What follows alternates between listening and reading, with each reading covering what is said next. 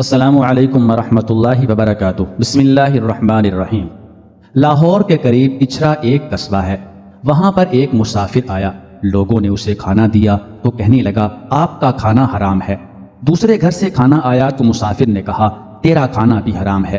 تیسرے گھر سے کھانا آیا تو مسافر نے کہا تیرا کھانا بھی حرام ہے۔ لوگوں نے حیران ہو کر پوچھا آپ کو کیسے پتہ چلا کہ ہمارا کھانا حرام ہے؟ تو مسافر بولا ناظرین، آج کے جو 2 سچے واقعات میں آپ کو سنانے لگا ہوں بہت عام ہے۔ میری کوشش ہوتی ہے کہ آپ کے سامنے ایسے واقعات پیش کیے جائیں جن سے آپ کو کچھ سیکھنے کو ملے۔ تو آج جو 2 واقعات آپ کے لیے لے کے آیا ہوں ان سے آپ کو انشاءاللہ بہت کچھ سیکھنے کو ملے گا، اس لیے آپ سے التماس ہے کہ مکمل سنیں اور توجہ کے ساتھ سنیں۔ اچھرا لاہور کے قریب ایک اسلامی قصبہ ہے۔ جس زمانے کا یہ واقعہ ہے اس وقت اچھرا کی آبادی لاہور سے بالکل الگ تھی اور بیچ میں لمبے فاصلے تک کھیت تھے۔ کئی سال گزرے، اس قصبہ کی جامع مسجد میں نماز مغرب پڑھی جا رہی تھی کہ ایک نہایت ہی دبلا پتلا مسافر آیا اور شامل نماز ہو گیا۔ اگرچہ یہ مسافر محض ہڈیوں کا ڈھانچہ تھا تاہم اس کی صورت با اثر تھی۔ نماز پڑھی گئی اور نمازی اپنے اپنے گھر چلے گئے۔ کچھ دیر بعد ایک مقامی مسلمان کھانا لے کر داخل مسجد ہوا اور اس نوبارش سے کہا آپ بھوکے ہوں گے، میں کھانا لایا ہوں، براہ کرم تناول فرما لیں، آپ کی بڑی عنایت ہوگی۔ مسافر نے جواب دیا معاف فرمائیے، مجھے کچھ پرہیز ہے۔ مقامی مسلمان نے جواب دیا حضرت آپ کچھ فکر نہ کیجیے، یہ سادہ سی روٹی ہے، مرچ کم ہے اور گھی بھی بازاری نہیں ہے۔ مسافر نے کہا بھائی میرا یہ مطلب نہیں ہے۔ مقامی مسلمان نے پوچھا پھر کیا مطلب ہے؟ مسافر چپ ہو گیا اور مقامی مسلمان اس کے چہرے کی طرف دیکھنے لگا۔ چند منٹ بعد مسافر نے زبان کھولی اور کہا امید ہے کہ آپ مجھے معاف فرمائیں گے، مجھے آپ سے کچھ بھی کہنے سننے کی ضرورت نہیں تھی، لیکن آپ کھانا لے کر آ گئے تو مجبوراً مجھے عرض کرنا ضروری ہو گیا ہے۔ آپ جانتے ہیں کہ شریعت اسلام میں رزق حلال نماز پنجگانہ ہی کی طرح فرض ہے۔ ایک روایت میں ہے کہ اگر کسی مسلمان کا لقمہ حلال نہ ہو تو اللہ تعالیٰ کی بارگاہ میں اس کے نہ فرض قبول ہوتے ہیں اور نہ نفل۔ چونکہ اس انگریزی راج میں حلال و حرام کی تمیز اٹھ چکی ہے، اس لیے میں جب تک پوری طرح جان پہچان نہیں کر لیتا میں کسی بھائی کا کچھ نہیں کھاتا ہوں۔ مقامی مسلمان نے کہنا شروع کیا حضرت آپ نے یہ کیا فرما دیا؟ معاذ اللہ، میں حرام خور نہیں ہوں، یہ چوری کا مال نہیں ہے جو آپ کی خدمت میں پیش کیا گیا ہے۔ میں یہاں منڈی میں آڑتی ہوں اور بیوپار کر کے اپنی روزی کماتا ہوں، آپ اس کا وہم نہ کیجیے۔ مسافر نے پوچھا تو پھر آپ کی تجارت کے کسی مرحلے میں سود کا لینا دینا نہیں ہوتا؟ مقامی مسلمان نے جواب دیا میں یہ تو نہیں کہہ سکتا، کئی مواقع پر ہم کو منڈی سے قرض لینا پڑتا ہے اور مقررہ شرح پر سود دینا پڑتا ہے۔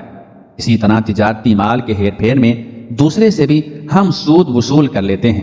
مسافر نے کہا تو بہت اچھا، میں معافی چاہتا ہوں کہ آپ کو تکلیف ہوئی۔ احکام قرآن کے مطابق وہ تجارتی منافع جس میں سود کی آمیزش ہو حلال نہیں کہلا سکتا۔ ممکن ہے کہ آپ تجارتی رسوم یا حکومتی اصرار کے ماتحت مجبور ہوں، لیکن میں مجبور نہیں ہوں۔ بے شک آپ کو تکلیف ہوئی اور آپ کی دل شکنی بھی ہوئی ہوگی، مگر آپ کے اسلامی اخلاق سے امید کرتا ہوں کہ آپ اس کے لیے مجھے معاف فرما دیں گے۔ اس کے بعد مسافر نے مقامی مسلمان سے رخ پھیر لیا اور قبلے کی طرف منہ کر لیا اور یاد خدا میں مشغول ہو گیا۔ مقامی مسلمان اس آخری جواب سے سخت مضطرب اور پریشان ہوا اور اس نے نہایت ندامت سے برتن اٹھائے اور سر جھکا کر واپس چلا آیا اور برتن گھر پہنچا کر ہمسایہ کے یہاں پہنچا اور اس سے کہا کہ مسجد میں ایک بزرگ مسافر آئے ہیں، آپ اپنے یہاں سے کھانا لے کر جائیں اور کھیلا آئیں۔ یہ ہمسایہ مقامی ہسپتال میں ڈاکٹری کا کام کرتا تھا۔ ڈاکٹر صاحب نے کھانا اٹھایا اور مسجد میں جا پہنچے۔ مسافر نے نہایت نرمی اور خوش خوئی کے ساتھ ڈاکٹر صاحب سے تعارف اور جان پہچان کی فرمائش کی۔ ڈاکٹر صاحب ذرا باتونی بزرگ تھے، انہوں نے کہانی سنانا شروع کی اور فرمایا حضرت مجھ پر اللہ تعالیٰ کا بڑا فضل ہے، میری 100 روپیہ تنخواہ ہے، 2-4 روپے ہر روز اوپر سے بھی آ جاتے ہیں۔ بڑا لڑکا کچہری میں ملازم ہے، وہ 75 روپے تنخواہ پاتا ہے اور 2-4 روپے روزانہ وہ بھی لے آتا ہے۔ زمین بھی ہے جہاں سے سال کا غلہ آ جاتا ہے، وغیرہ وغیرہ۔ ڈاکٹر صاحب کی کہانی ختم ہوئی تو مسافر نے انہیں نہایت ہی محبت اور میٹھے انداز سے سمجھایا کہ اسلام مقدس کی روح سے رشوت ستانی کس قدر بڑا جرم ہے، اور آخر میں اپنی معذوری ظاہر کر کے کھانا کھانے سے انکار کر دیا۔ مسافر کی گفتگو اس قدر سنجیدہ اور باوقار تھی کہ ڈاکٹر صاحب نے بھی ان کے سامنے اپنی گردن خم کر دی اور بڑی ندامت کے ساتھ کھانا اٹھا کر گھر واپس چل دیے۔ یہاں تاجر صاحب پہلے ہی ان کے منتظر تھے۔ دونوں نہایت ہی درد و ندامت کے ساتھ ایک دوسرے کو اپنی کہانی سنا رہے تھے کہ اور نیک دل مسلمان وہاں جمع ہو گئے۔ انہوں نے بھی یہ دونوں کہانیاں سنی اور آنن فانن یہ بات محلے میں عام ہو گئی۔ ڈاکٹر صاحب اور تاجر صاحب نے مل کر عرض کیا کہ اب کسی زمیندار کے یہاں سے کھانا بھجوانا چاہیے تاکہ اس پر سود یا رشوت کا الزام نہ آ سکے۔ چنانچہ اسی وقت ایک زمیندار کے ہاں سے کھانا بھجوایا گیا۔ مسافر نے اس سے پوچھا، آپ کے پاس کوئی گروی زمین تو نہیں ہے؟ جب زمیندار صاحب نے اس کا اقرار کیا تو مسافر نے انہیں پھیر دیا اور کہا کہ جو شخص مسلمان ہو کر زمین گروی رکھتا ہے اس کی کمائی حرام سے خالی نہیں ہو سکتی۔ اس کے بعد ایک عالم صاحب کو بھیجا گیا۔ ان میں یہ نقص پایا گیا کہ انہوں نے اپنی بہنوں کو حکم شریعت کے مطابق جائیداد میں حصہ نہیں دیا تھا، اس لیے مسافر نے ان کا کھانا بھی رد کر دیا اور فرمایا کہ آپ بہنوں کے غاصب ہیں، اور کہا آپ کے ہر لقمے میں آدھے سے کم حرام شامل نہیں ہے۔ نماز مغرب سے یہ سلسلہ شروع ہوا اور رات کے 9 بج گئے۔ متعدد مسلمان کھانا لے کر گئے مگر مسجد سے شرمندہ ہو کر واپس آئے۔ مسافر کلوا مما فی الارض حلالا طیبا کی کسوٹی لیے مسجد میں بیٹھا تھا اور ہر ایک مسلمان کو جو کھانا لے کر جاتا تھا اسی قرآنی کسوٹی پر پرکھتا اور شرمندہ کر کے باہر نکال دیتا تھا۔ تمام آبادی میں شور برپا ہو گیا۔ جا بجا یہی چرچا تھا۔ مسلمانوں کو بھوک اور نیند بھول گئی۔ گھروں میں، بازاروں میں، گلی کوچوں میں جہاں بھی 4 آدمی بیٹھے تھے یہی گفتگو اور ذکر تھا۔ جب کسی جگہ ایک مسلمان دوسرے کو کہتا تھا کہ تم کھانا لے جاؤ تو اسی وقت کانوں پر ہاتھ رکھ دیتا تھا۔ کوئی کہتا تھا کہ میں راشی ہوں، کوئی کہتا تھا کہ میں سود خور ہوں، کوئی کہتا تھا کہ میں تو کم تولتا ہوں، کوئی کہتا تھا کہ میں نے بہنوں کو حصہ نہیں دیا، کوئی کہتا تھا میرے لڑکوں کی آمدنی میں حرام شامل ہے۔ مختصر یہ کہ دلوں کے عیوب آج زبانوں پر آ گئے تھے اور ان کا برملا اعلان ہو رہا تھا۔ اگرچہ اچھرا میں ہزارہا مسلمان آباد تھے مگر ایک شخص بھی عقل حلال کا مدعی بن کر سامنے نہیں آیا تھا۔ بزرگان قصبہ کی گردنیں خم تھیں۔ با احساس مسلمان زمین میں غرق ہوئے جاتے تھے کہ آج ہزارہا مسلمانوں میں ایک شخص بھی ایسا نہیں ملتا جو ایک ایسے مہمان کو جو عقل حلال کا طالب تھا ایک ہی وقت کا کھانا کھلا سکے۔ رات کے 10 بج گئے مگر کسی گھر سے کھانا نہ گیا۔ اب سوال یہ درپیش تھا کہ کیا یہ مسافر اچھرا سے بھوکا چلا جائے گا؟ کیا رسول اللہ صلی اللہ علیہ وآلہ وسلم کے امتی حرام کھانے پر مصر رہیں گے؟ جو وقت گزرتا جاتا تھا دلوں کا اضطراب بڑھتا جاتا تھا، یہاں تک کہ رات کے 11 بج گئے۔ آخر مجمع کے اندر امید کی کرن جلواگر ہوئی۔ ایک شخص نے کہا میں بھی بہنوں کا حصہ دیتا ہوں، اور اس نے دینے کا پختہ ارادہ کر لیا۔ دوسرے نے کہا میں گروی زمین چھوڑتا ہوں، اور اس نے چھوڑ دی۔ تیسرے شخص نے کہا میں آج کے بعد کبھی سود نہ لوں گا، اور اس نے سود کا کاروبار ترک کر دیا۔ مختصر یہ کہ آن کی آن میں اچھرا کے بے شمار مسلمانوں پر توبہ و استغفار کے دروازے کھل گئے۔ کسی نے رشوت چھوڑ دی، کسی نے جھوٹی گواہی کا پیشہ چھوڑ دیا، کسی نے راگ رنگ سے توبہ کر لی، تو کسی نے یتیموں کا غصب شدہ مال واپس کرنا طے کر لیا۔ اس کے بعد تائبین کی جماعت کھانا لے کر مسافر کے پاس آئی اور اسے بتایا گیا کہ اچرا کے بے شمار مسلمان اب اللہ کی بارگاہ میں جھک گئے ہیں۔ انہوں نے اپنی غلطیوں کو محسوس کر لیا اور اب عملی اصلاح و توبہ کے بعد آپ کے پاس آئے ہیں اور یہ کھانا پیش کرتے ہیں۔ مسافر نے جب یہ واردات سنی تو سجدے میں گر گیا۔ اس کے بعد دسترخوان بچھایا گیا جس میں سے مسافر نے چند لقمے کھائے اور اس کے بعد لوگوں کو رخصت کر دیا۔ صبح کے وقت اچھرا کے بے شمار مسلمان جوک در جوک مسجد میں آئے تاکہ باخدا انسان کی زیارت کریں جس کے زہد بیریا نے اپنے صرف ایک عمل سے اچھرا کے آدھے مسلمانوں کو صحیح معنوں میں سچا مسلمان بنا دیا تھا۔ مگر وہ حیرت زدہ رہ گئے جب انہیں بتایا گیا کہ مسافر تہجد کے بعد مسجد سے نکلا تھا اور واپس نہیں آیا۔ یہ واقعہ ہے جس سے معلوم ہو سکتا ہے کہ اہل اللہ کس طرح خلق خدا کی اصلاح کیا کرتے ہیں۔ اس مسافر نے کوئی واعظ نہیں کیا، کوئی کتاب نہیں چھاپی، کوئی درس و تدریس کا نصاب نہیں بنایا۔ وہ مغرب سے تہجد تک صرف چند گھنٹے اچرا کی جامع مسجد میں ٹھہرا، مگر جب وہاں سے گیا تو صدہا مسلمانوں کی اصلاح ہو چکی تھی۔ بے شمار یتیموں کو اپنا حق مل چکا تھا، بے شمار لڑکیوں کو اپنا شرعی حصہ مل چکا تھا، بہت سے رشوت خور رشوت ستانی سے باز آ چکے تھے، بہت سے جواری جوا چھوڑ چکے تھے۔ یہ سب کے سب لوگ تقریباً وہ تھے جن پر صدہا مرتبہ قرآن پڑھا گیا، جنہیں 20 مرتبہ واعظ سنائے گئے اور جن سے متعدد مرتبہ پنچایتوں نے جمع ہو کر اہل حق کے لیے حق کے مطالبے کیے، مگر وہ ظلم و ستم سے باز نہ آئے۔ لیکن اب وہ ایک ہی رات میں اس طرح از خود گناہوں سے تائب ہو گئے کہ گویا انہوں نے کبھی گناہ نہیں کیا تھا۔ پھر لطف یہ کہ یہ سارا کام نماز مغرب سے شروع ہوا اور اسی رات 11 بجے ختم ہو گیا۔ ایسے ہی باعمل اور باخدا انسان ہیں جن کی نگاہوں سے قوموں اور ملکوں کی تقدیریں بدل جاتی ہیں۔ آئیے اپنے اندر اخلاق اور صداقت پیدا کریں۔ ناظرین، دوسرا واقعہ سنیں، اپنی عورتوں کو، ماؤں بہنوں بیٹیوں کو یہ ضرور سنائیں۔ حضرت رابعہ بصری رحمۃ اللہ علیہ کا بیشتر وقت نماز پڑھنے میں گزرتا تھا۔ ایک مرتبہ کوئی پریشان حال آدمی دعا کروانے کے لیے حاضر ہوا، دیکھا تو ظہر کی نماز پڑھنے میں مشغول تھی۔ جب فارغ ہوئیں تو نوافل کی نیت باندھ لی۔ اسی طرح عصر کی نماز کا وقت ہو گیا۔ عصر کی نماز پڑھ کر تسبیح پڑھنے میں مشغول ہو گئیں، حتیٰ کہ مغرب ہو گئی۔ نماز مغرب ادا کرنے کے بعد اوابین کی نیت باندھ لی۔ اسی حال میں عشاء کی اذان ہو گئی۔ نماز عشاء کے بعد نفل کی نیت کر لی، رکوع اور سجدے میں مشغول رہیں، حتیٰ کہ فجر کی نماز کا وقت ہو گیا تو مناجات میں محو ہو گئیں۔ بالآخر فجر کی نماز ادا کی تو تلاوت قرآن پاک میں مصروف ہو گئیں۔ فراغت پر اشراق کے نوافل ادا کیے تو بیٹھے بیٹھے تھوڑی دیر اونگ آ گئی۔ جب بیدار ہوئیں تو رو رو کر دعا مانگنے لگی، اے اللہ، میں ایسی آنکھ سے تیری پناہ چاہتی ہوں جو نیند سے بھرتی ہی نہیں ہے۔ رابعہ بصری رحمۃ اللہ علیہ بہت کم گفتگو کیا کرتی تھی۔ اکثر اوقات کوئی گفتگو کرنی ہوتی تو قرآنی آیات کا سہارا لے کر اپنا مطلب بیان کرتی۔ لوگوں نے پوچھا کہ آپ ایسا کیوں کرتی ہیں؟ جواب میں فرمایا، انسان جو کچھ بولتا ہے فرشتے اسے لکھتے رہتے ہیں۔ میں کوشش کرتی ہوں کہ قرآن مجید کی آیات کے سوا کچھ نہ بولوں۔ یہ احتیاط اس لیے ہے کہ کہیں میرے منہ سے غلط لفظ نہ نکل جائے اور فرشتے اسے تحریر کر لیں، پھر مجھے محبوب حقیقی کے سامنے شرمندہ ہونا پڑے۔ ایک شخص نے حضرت رابعہ بصری رحمۃ اللہ علیہ کے سامنے دنیا کی بہت مذمت کی۔ آپ تھوڑی دیر سنتی رہیں، پھر فرمایا، اٹھ چلا جا یہاں سے، تو نے اتنا وقت دنیا کی مذمت بیان کرنے میں لگا دیا۔ تجھے دنیا سے بہت محبت ہے، اگر کسی سے نفرت ہو تو اس کا تذکرہ بھی اچھا نہیں لگتا۔ ایک مرتبہ حضرت رابعہ بصری رحمۃ اللہ علیہ سے لوگوں نے پوچھا کہ ہم نے آپ کو کبھی ہنستے نہیں دیکھا، کیا وجہ ہے؟ آخر اللہ تعالیٰ نے انسان کو ہنسنے سے منع تو نہیں کیا۔ رابعہ بصری رحمۃ اللہ علیہ نے جواب دیا، بے شک اس نے منع تو نہیں فرمایا، مگر مجھے اس کام کے لیے فرصت نہیں ہے۔ لوگوں نے تعجب سے کہا، کیا ہنسنے کے لیے بھی فرصت درکار ہوتی ہے؟ حضرت رابعہ بصری رحمۃ اللہ علیہ نے کہا، ہاں، دنیا میں وہی شخص ہنستا ہے جسے اطمینان قلب حاصل ہو، اور میں ابھی اس نعمت سے محروم ہوں۔ حاضرین مجلس نے درخواست کی کہ اپنی بات کی وضاحت فرما دیں۔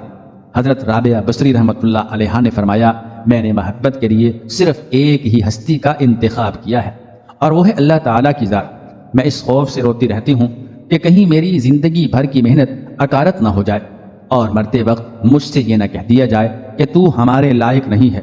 حضرت رابعہ بصری رحمۃ اللہ علیہ نے ساری زندگی تجرد کے عالم میں گزار دی۔ ایک مرتبہ کچھ لوگوں نے اعتراض کیا کہ آپ لوگوں میں عارفہ کے نام سے مشہور ہیں، مگر آپ نبی علیہ الصلاۃ والسلام کی نکاح والی سنت پر عمل نہیں کرتے۔ حضرت رابعہ بصری رحمۃ اللہ علیہ نے جواب میں فرمایا، مجھے 3 باتوں کا اندیشہ ہے، اگر تم مجھے ان اندیشوں سے نجات دلا دو تو میں آج ہی نکاح کر لوں گی۔ میرا پہلا اندیشہ یہ ہے کہ مرتے وقت ایمان سلامت لے جاؤں گی یا نہیں، دوسرا یہ کہ نامہ اعمال دائیں ہاتھ میں دیا جائے گا یا نہیں، تیسرا قیامت کے دن کچھ لوگ جنت میں جائیں گے، کچھ لوگ جہنم میں، تم لوگ مجھے یہ بتاؤ کہ میں کس طرف جاؤں گی۔ لوگوں نے کہا، ہمیں کچھ معلوم نہیں، بس اللہ تعالیٰ ہی بہتر جانتا ہے کہ کس کا کیا حشر ہوگا۔ حضرت رابعہ بصری رحمۃ اللہ علیہ نے انتہائی پرسوز لہجے میں فرمایا، تم خود ہی بتاؤ کہ جس عورت کو اس قدر غم ہو وہ شوہر کی خدمت کا بوجھ کیسے اٹھا سکتی ہے؟ ایک بار کسی شخص نے آپ کی گوشہ نشینی پر اعتراض کرتے ہوئے کہا، ذرا باہر نکل کر دیکھیے کہ کیسی بہار آئی ہوئی ہے۔ رابعہ بصری رحمۃ اللہ علیہ نے بے ساختہ جواب دیا، میرا کام سانے کو دیکھنا ہے، اس کی سند کو نہیں۔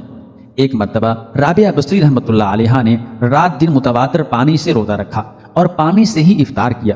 گھر میں کھانے کے لیے روٹی کا ایک لقمہ بھی نہیں تھا۔ جب افطار کا وقت قریب ہوا تو آپ پر بھوک کا غلبہ ہوا۔ نفس نے آپ سے فریاد کی، رابعہ، آخر تو کب تک مجھے بھوکا رکھے گی؟ ابھی آپ کے دل میں یہ خیال ہی گزرا تھا کہ کسی شخص نے دروازے پر دستک دی۔ آپ باہر تشریف لائیں تو ایک نیاز مند کھانا لیے کھڑا تھا۔